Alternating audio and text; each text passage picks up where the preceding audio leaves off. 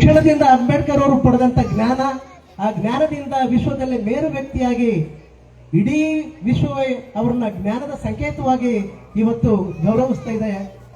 ಗೆಂಡೆವಸಳ್ಳಿಯಲ್ಲಿ ಮಾತ್ರ ಅಲ್ಲ, ಪ್ರಪಂಚದ ಮೂಲೆ ಮೂಲೆಗಳಲ್ಲಿ ಇವತ್ತು ಅಂಬೇಡ್ಕರ್ ಅವರ ಜನ್ಮ ದಿನೋತ್ಸವನ ಸಮತೆಯ ದಿನವಾಗಿ, ಜ್ಞಾನದ ದಿನವನ್ನಾಗಿ ಆಚರಣೆ ಮಾಡ್ತಾ ಇದ್ದಾರೆ.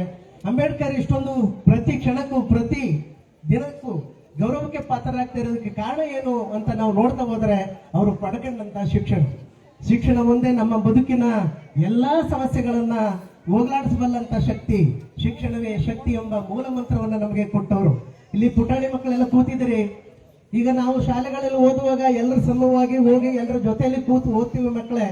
ಆದ್ರೆ ಅಂಬೇಡ್ಕರ್ ಅವರು ಓದುವಂತ ಕಾಲದಲ್ಲಿ ಅವರ ಗೋಣಿ ಚೀಲವನ್ನ ಅವರೇ ತಗೊಂಡು ಹೋಗ್ಬೇಕಾಗಿತ್ತು. ಅವರೇ ಗೋಣಿ ಚೀಲವನ್ನು ತಗೊಂಡೋಗಿ ಆಚೆ ಹಾಸ್ಕೊಂಡು ಕೂರ್ಬೇಕಾಗಿತ್ತು. ಒಳಗಡೆ ಪ್ರವೇಶ ಇರಲಿಲ್ಲ. ಮೀಟರ್ 7 ಪಾಠ ಕೇಳಿಸಿದ್ರು ಆಯ್ತು, ಕೇಳಿಸದೇ ಇದ್ರು ಆಯ್ತು. ಯಾಕೆ ನಾನು ಈ ವಿಚಾರಗಳನ್ನ ನಿಮ್ಮ ಮುಂದೆ ಪ್ರಸ್ತಾಪ ಮಾಡ್ತಾ ಇದ್ದೀನಿ ಅಂದ್ರೆ, ಅಂಬೇಡ್ಕರ್ ಅವರು ಯಾವ ಪರಿಯಾಗಿ ಕಷ್ಟಗಳನ್ನ ಪಟ್ಟು ಈಗ ಯಾವ ಹಂತದಲ್ಲಿದ್ದಾರೆ. ಇಡೀ ವಿಶ್ವಸಂಸ್ಥೆ ಅವರ ಜನ್ಮ ದಿನೋತ್ಸವವನ್ನ ವಿಶ್ವ ಜ್ಞಾನ ದಿನವನ್ನಾಗಿ ಆಚರಣೆ ಮಾಡ್ತಾ ಇದೆ. ದ ಸಿಂಬಲ್ ಆಫ್ ನಾಲೆಡ್ಜ್ ಅಂತ ಅಂಬೇಡ್ಕರ್ ಅವರನ್ನ ಇವತ್ತು ಪೂಜಿಸ್ತಾ ಇದೆ, ಗೌರವಿಸ್ತಾ ಇದೆ. ಭಾರತಕ್ಕೆ ಅಂಬೇಡ್ಕರ್ ಅವರ ಮೂಲಕ ನಮಗೆ ಗೌರವ ಸಿಕ್ಕಿದೆ. ಅಂಬೇಡ್ಕರ್ ಅವರ ಮೂಲಕ ನಮಗೆ ಗೌರವ ಸಿಕ್ಕಿದೆ. ಅಂಬೇಡ್ಕರ್ ನಮಗೆ ಬದುಕು ಕೊಟ್ಟವರು, ನಮಗೆ ಮಾನವೀಯತೆ ಅಂದ್ರೆ ಏನು ಅಂತ ಪಾಠವನ್ನ ಈ ಭಾರತಕ್ಕೆ ಹೇಳ್ಕೊಟ್ಟವರು. ಅದಕ್ಕೆ ಕಾರಣ ಅವರು ಪಡ್ಕೊಂಡಂತ ಶಿಕ್ಷಣ. ಆ ಕಾರಣದಿಂದ ಅಂಬೇಡ್ಕರ್ ಅವರು ಬಾಲ್ಯದಿಂದಲೇ ಬಹಳ ಕಷ್ಟಪಟ್ಟು ಶಾಲೆಯ ಒಳಗೋಗದೆ ಶಾಲೆಯ ಆಚೆ ನಿಂತು ಕಲಿತು ಅವರು ಜ್ಞಾನವನ್ನು ಪಡ್ಕೊಂಡ್ರು.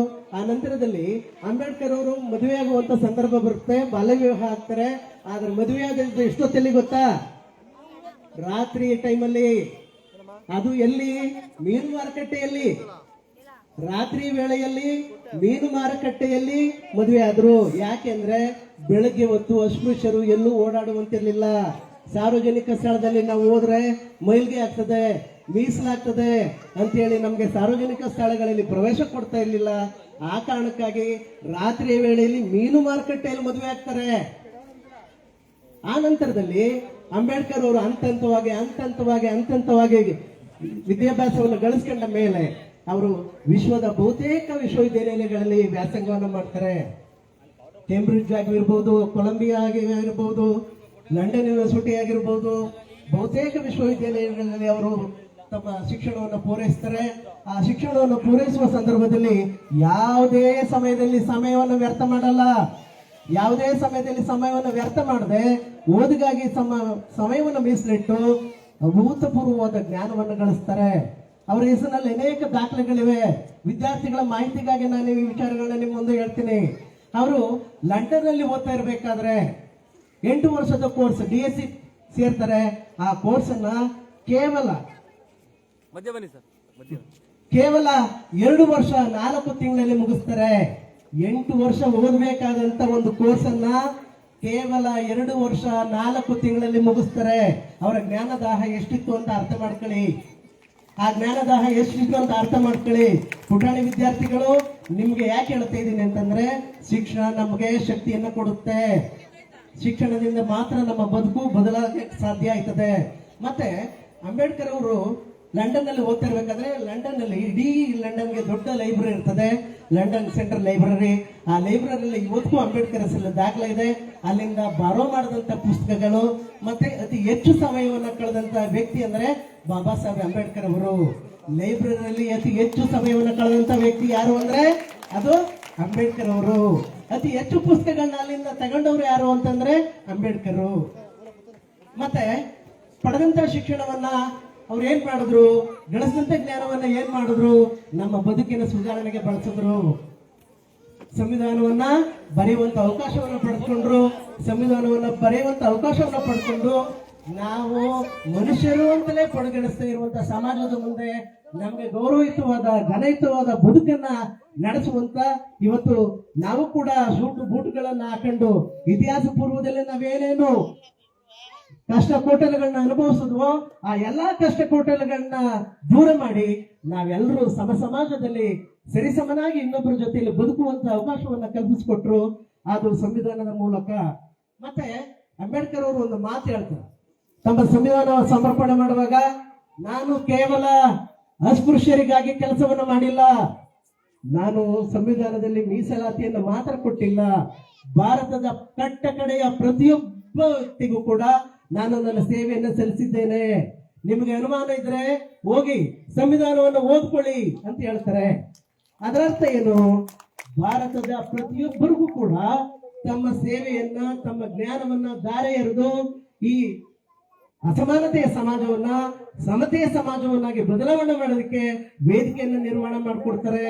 ಪ್ರತಿಯೊಬ್ಬರಿಗೂ ಹಕ್ಕು ಅವಕಾಶಗಳನ್ನ ಕಲ್ಪಿಸ್ಕೊಡ್ತಾರೆ. ಯಾವುದರ ಮುಖಾಂತರ? ಸಂವಿಧಾನದ ಮುಖಾಂತರ. ಮಹಿಳೆಯರಿಗಂತೂ ಅಂಬೇಡ್ಕರ್ ಅವರನ್ನ ಗೌರವಿತವಾಗಿ ಸ್ಮರಿಸಬೇಕಾದಂತ, ಹೆಚ್ಚು ಗೌರವಿಸುವಂತ ವ್ಯಕ್ತಿ ಅಂದ್ರೆ ಅಂಬೇಡ್ಕರ್ ಅವರು. ಯಾಕಂದ್ರೆ ಇತಿಹಾಸ ಪೂರ್ವದಲ್ಲಿ, ಸ್ವಾತಂತ್ರ್ಯ ಪೂರ್ವದಲ್ಲಿ ಮತ್ತೆ ಈಗ ಮಹಿಳೆಯರ ಸ್ಥಿತಿಗತಿಗಳನ್ನು ನಾವು ಅವಲೋಕನ ಮಾಡಿದಾಗ ಮಹಿಳೆಯರಿಗೆ ಯಾವುದೇ ಅವಕಾಶಗಳು ಇರಲಿಲ್ಲ, ಅಕ್ಷರ ಕಲಿಯುವ ಅವಕಾಶಗಳು ಇರಲಿಲ್ಲ.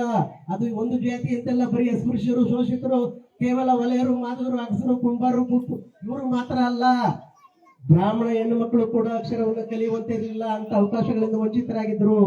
ಅಂಬೇಡ್ಕರ್ ಅವರು ತಮ್ಮ ಸಂವಿಧಾನದ ಮೂಲಕ ಎಲ್ಲ ಜಾತಿ ಜನವರ್ಗದ ಹೆಣ್ಣು ಮಕ್ಕಳಿಗೆ ಶಿಕ್ಷಣವನ್ನ ಕೊಡ್ತಾರೆ, ಶಿಕ್ಷಣದ ಖಾತ್ರಿಯನ್ನು ಮಾಡ್ತಾರೆ, ಮೂಲಭೂತ ಹಕ್ಕನ್ನಾಗಿ ಮಾಡ್ತಾರೆ.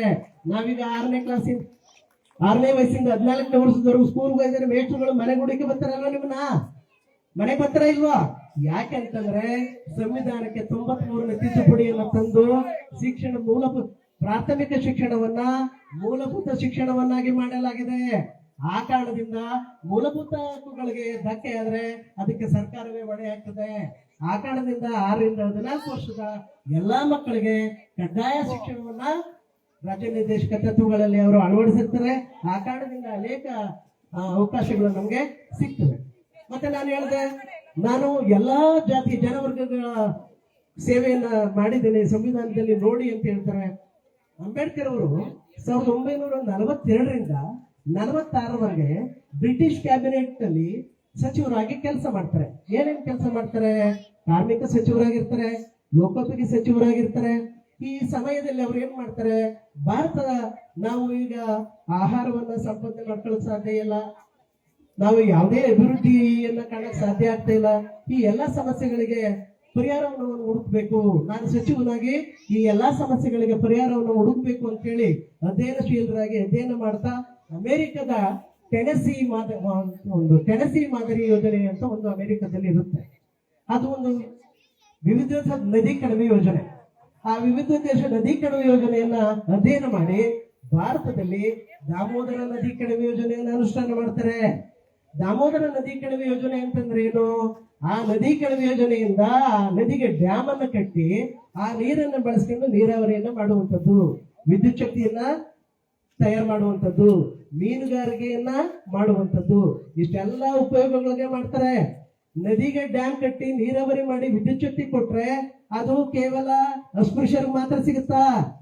ಕೇವಲ ವಲಯರು ಮಾದಗರಿಗೆ ಮಾತ್ರ ಸಿಗುತ್ತಾ? ಯಾರ್ಯಾರಿಗೆ ಜಮೀನಿತ್ತೋ ಅವರೆಲ್ಲರೂ ಕೂಡ ನೀರಾವರಿಯನ್ನ ಮಾಡ್ತಾರೆ, ಬೆಳೆ ತೆಗಿತಾರೆ. ಅಲ್ಲಿ ಬೆಳೆ ತೆಗೆದು ಆಹಾರದ ಸ್ವಾವಲಂಬನೆಗೆ ಭಾರತದಲ್ಲಿ ಅವರು ಅಂಕುರಾರ್ಪಣೆಯನ್ನು ಮಾಡ್ತಾರೆ. ಅದಕ್ಕಾಗಿ ಹೇಳುದು ಅಂಬೇಡ್ಕರ್ ಪ್ರತಿಯೊಬ್ಬ ಭಾರತೀಯ ಪ್ರಜೆಗೂ ಕೂಡ ನಾನು ನನ್ನ ಸೇವೆಯನ್ನ ಮಾಡಿದ್ದೀನಿ. ಅಲ್ಲಿ ವಿದ್ಯುತ್ ತಯಾರು ಮಾಡ್ತಾರೆ, ನೀರಾವರಿಯನ್ನ ಬಳಸ್ತಾರೆ, ನೀರಾವರಿಯನ್ನ ಬಳಸಿ ಆಹಾರವನ್ನು ಉತ್ಪಾದನೆ ಮಾಡುವಂಥದ್ದು. ಪ್ರತಿಯೊಬ್ಬ ರೈತರು ಆಹಾರ ಯಾರು ತಿನ್ನಲ್ಲ, ಎಲ್ಲರೂ ಬಳಸ್ತೀವಿ. ಆ ಆಹಾರವನ್ನ ಬೆಳೆಯುವಂತ ಒಂದು ನೀರಾವರಿ ಸೌಲಭ್ಯವನ್ನ ಕಲ್ಪಿಸಿಕೊಟ್ಟಂಥದ್ದು ಅಂಬೇಡ್ಕರ್ ಅವರ ದೂರದೃಷ್ಟಿ, ಅಂಬೇಡ್ಕರ್ ಅವರ ಜ್ಞಾನ. ಆ ಕಾರಣದಿಂದ ಅಂಬೇಡ್ಕರ್ ಅವರ ಜ್ಞಾನ ಇಡೀ ಭಾರತದ ಅಭಿವೃದ್ಧಿಗೆ ಸದ್ಬಳಕೆ ಆಯಿತು. ಆ ಕಾರಣದಿಂದ ಪ್ರತಿಯೊಬ್ಬರು ಕೂಡ ಭಾರತೀಯನಾದವರು ಕೂಡ ಅಂಬೇಡ್ಕರ್ ಅವರಿಗೆ, ಭಾರತೀಯಳಾದ ಪ್ರತಿಯೊಬ್ಬ ಮಹಿಳೆ ಅಂಬೇಡ್ಕರ್ ಅವರಿಗೆ ಗೌರವವನ್ನು ಸಲ್ಲಿಸಬೇಕು. ನಿನ್ನೆ ತಾವೆಲ್ಲರೂ ಕೂಡ ಅದ್ದೂರಿಯಾಗಿ ಮೆರವಣಿಗೆ ಮಾಡಿದಿರಿ, ಬಹಳ ಸಂಭ್ರಮ ಪಟ್ಟಿದ್ದೀರಿ. ಅಂಬೇಡ್ಕರ್ ಅಂದ್ರೆ ನಮ್ಗೆ ಹರ್ಷ, ಉಲ್ಲಾಸ. ನಾವು ಮೆರವಣಿಗೆ ಅಂಬೇಡ್ಕರ್ ಅವರನ್ನ ನಾವು ಜಗತ್ತಿಗೆ ಪರಿಚಯಿಸ್ತಾ ಇದ್ದೀವಿ. ಆದ್ರೆ ಪುಟಾಣಿ ಮಕ್ಕಳಿಗೆ ಹೇಳ್ತೀನಿ, ಮತ್ತೆ ಯುವ ವಿದ್ಯಾರ್ಥಿ ಮಿತ್ರರಿಗೆ ನಾನು ಹೇಳ್ತೀನಿ, ನಾವು ಮೆರವಣಿಗೆ ಅಂಬೇಡ್ಕರ್ ಅನ್ನ ಪರಿಚಯಿಸೋದಕ್ಕಿಂತ ಯುವ ಜನತೆಗೆ ಮತ್ತೆ ನಮ್ಮ ವಿದ್ಯಾರ್ಥಿಗಳಿಗೆ ಬರವಣಿಗೆಯ ಪುಸ್ತಕದ ಅಂಬೇಡ್ಕರ್ನ ಪರಿಚಯಿಸಿದ್ರೆ ನಾವು ಜ್ಞಾನವಂತರಾಗ್ತೀವಿ. ಆ ಜ್ಞಾನ ನಮಗೆ ಸನ್ಮಾರ್ಗವನ್ನು ಕೊಡುತ್ತದೆ. ಆ ಜ್ಞಾನದ ಶಕ್ತಿಯಿಂದ ನಾವು ಸ್ವಾವಲಂಬಿಗಳಾಗ್ತೀವಿ, ಧೈರ್ಯಶಾಲಿಗಳಾಗ್ತೀವಿ, ನಮ್ಮ ಬದುಕನ್ನ ನಡೆಸ್ಕೊಳ್ಳುವಂತ ಮತ್ತೆ ನಮ್ಮ ಸಮಾಜಕ್ಕೆ ಬೆಳಕಾಗುವಂತ ಕಿಡಿಗಳಾಗ್ತೀವಿ ಅನ್ನುವಂಥದ್ದು ಸರ್ವವೇದ್ಯ. ಯಾಕೆಂತಂದ್ರೆ ನಹಿ ಜ್ಞಾನೇನ ಸದೃಶ್ಯಂ ಅಂತ ಹೇಳ್ತಾರೆ. ಅಂಬೇಡ್ಕರ್ ಜ್ಞಾನದ ಕಾರಣಕ್ಕೆ ಇವತ್ತು ಜಗತ್ತಿನಲ್ಲಿ ಗೌರವಿಸಲ್ಪಡ್ತಾ ಇರುವಂತದ್ದು. ಇಂಗ್ಲೆಂಡ್ನ ಪ್ರಧಾನಮಂತ್ರಿಗಳಿಂದ ಹಿಡಿದು ವಿವಿಧ ರಾಷ್ಟ್ರಗಳಲ್ಲಿರುವ ಎಲ್ಲರೂ ಕೂಡ ಅಂಬೇಡ್ಕರ್ನ ಗೌರವಿಸ್ತಾರೆ. ಕಾರಣ ಏನು? ಅವರು ಪಡ್ಕೊಂಡಂತ ಜ್ಞಾನ. ಆ ಜ್ಞಾನವನ್ನ ಮುಚ್ಚಿಟ್ಕೊಂಡ್ರ ಇಲ್ಲ, ದೇಶದ ಅಭಿವೃದ್ಧಿಗೆ ಬಳಕೆ ಮಾಡಿದ್ರು. ದೇಶದ ಅಭಿವೃದ್ಧಿಗೆ ಬಳಕೆ ಮಾಡಿ ನಮ್ಮೆಲ್ಲರ ಬದುಕನ್ನು ಬದಲಾಯಿಸಿದ್ರು, ರಾಷ್ಟ್ರಗಳ ಬದುಕನ್ನು ಬದಲಾಯಿಸಿದ್ರು, ಅಭಿವೃದ್ಧಿಯ ದಿಕ್ಕನ್ನು ಬದಲಾಯಿಸಿದ್ರು. ವಿನ್ಸ್ಟನ್ ಚರ್ಚಿಲ್ ಇಂಗ್ಲೆಂಡ್ನ ಪ್ರಧಾನಮಂತ್ರಿಗಳು ಹೇಳ್ತಾರೆ, ಅಂಬೇಡ್ಕರ್ ಅಂತ ಮಹಾಜ್ಞಾನಿ ನನ್ನ ದೇಶದ ಇಂಗ್ಲೆಂಡ್ ದೇಶದ ನನ್ನ ದೇಶದಲ್ಲಿ ಹುಟ್ಟಿದ್ರೆ ಅವರ ಸಂಪೂರ್ಣ ಜ್ಞಾನವನ್ನ ಬಳಕೆ ಮಾಡ್ಕೊಳ್ತಾ ಇದೆ ಅಂತ ಹೇಳಿ. ಆದ್ರೆ ಇವತ್ತು ಅಂಬೇಡ್ಕರ್ ಜಯಂತಿನ ನಾವು ಎಲ್ಲಿ ಆಚರಣೆ ಮಾಡ್ತಾ ಇದೀವಿ? ನಮ್ಮ ಸ್ಪೃಶ್ಯಕೇರಿಗಳೆಲ್ಲ ಮಾತ್ರ ಆಚರಣೆ ಮಾಡ್ತಾ ಇದೀವಿ. ಆದ್ರೆ ಅಂಬೇಡ್ಕರ್ ಜ್ಞಾನವನ್ನ ಯಾರು ಸದ್ಬಳಕೆ ಮಾಡ್ಕೊಳ್ತಾ ಇಲ್ವಾ? ಅಂಬೇಡ್ಕರ್ ಸವಲತ್ತು ಯಾರಿಗೂ ಸಿಗ್ತಾ ಇಲ್ವಾ? ಅವ್ರು ಯಾರು ಕೃತಜ್ಞತೆಯಿಂದ ಅಂಬೇಡ್ಕರ್ ಫೋಟೋಗಳನ್ನ ಇಟ್ಕೊಳ್ಳುವಂತ ದೊಡ್ಡ ವಿಶಾಲ ಮನೋಭಾವವನ್ನು ಬೆಳೆಸ್ಕೊಳ್ತಾ ಇಲ್ಲ. ಯಾಕೆ? ಯಾಕಂದ್ರೆ ಇನ್ನು ಜಾತಿ ಮಂಡೂಕದಲ್ಲೇ, ಜಾತಿ ಕೂಪಗಳಲ್ಲೇ ಮಂಡೂಕಗಳಾಗಿರೋದ್ರಿಂದ ವಿಶಾಲ ಮನೋಭಾವವನ್ನ ನಾವು ಬೆಳೆಸ್ಕೊಳ್ಬೇಕು.